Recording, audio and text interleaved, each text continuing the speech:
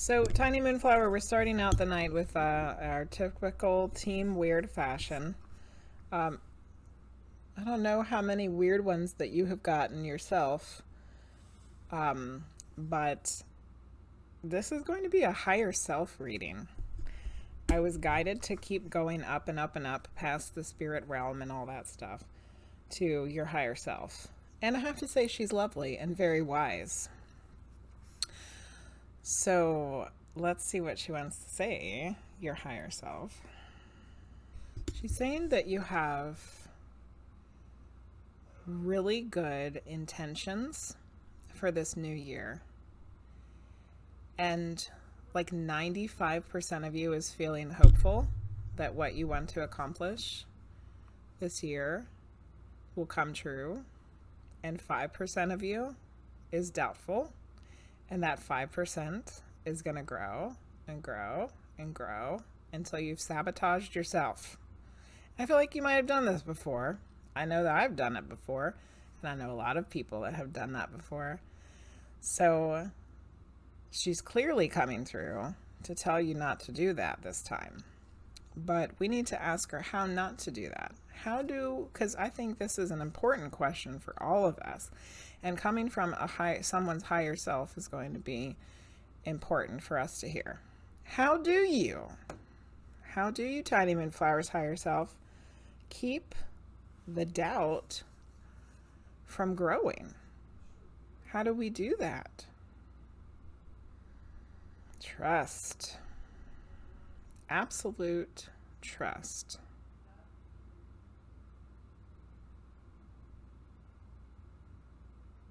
No fear, no worry, no doubts. Not even for a second. Absolute belief in your intentions.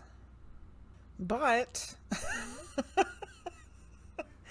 like I feel like we all know that, right? We all know that.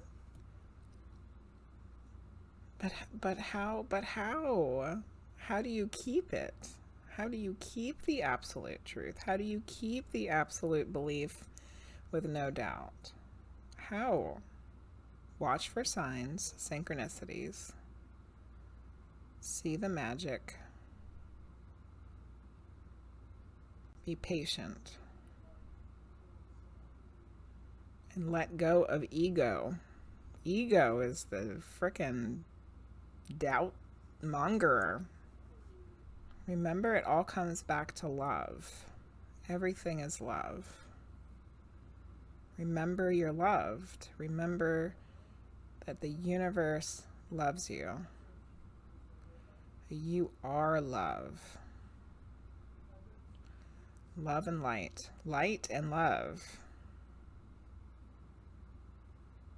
Don't forget it. Don't forget it.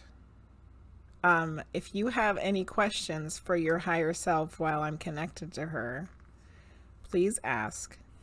Did I heavily sabotage the end of 2022? Okay. She says you know that you did. Thanks, higher self. You know you did, Tiny Moonflower. Because you let the fear seep in. Shit doesn't work if you let the fear seep in. It just doesn't.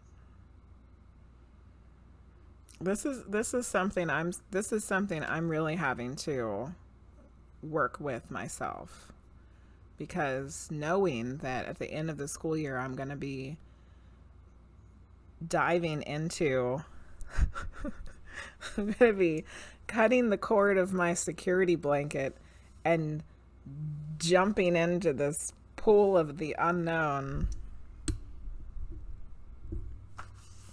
Tiny Moonflower, I don't know exactly, and I don't think that she would tell us that. I think it was just fear and doubt, because that's what she keeps repeating. Fear and doubt. Fear and doubt. So I think you should think back. What was it that you started to, what was it that you started to fear? What was it that you started to doubt? What was it that you started to worry about? and think in a negative way. Like, I'm not getting this, or I'm not having this, or I'm not getting enough of, or I'm not having, and like whatever. Like, if the word not is in there anywhere, it's turned into a negative thought, and then we attract more of the negative. The whole law of attraction thing.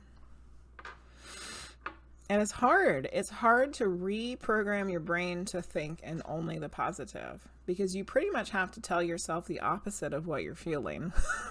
You have to be like, I have enough. I am enough. I have enough time.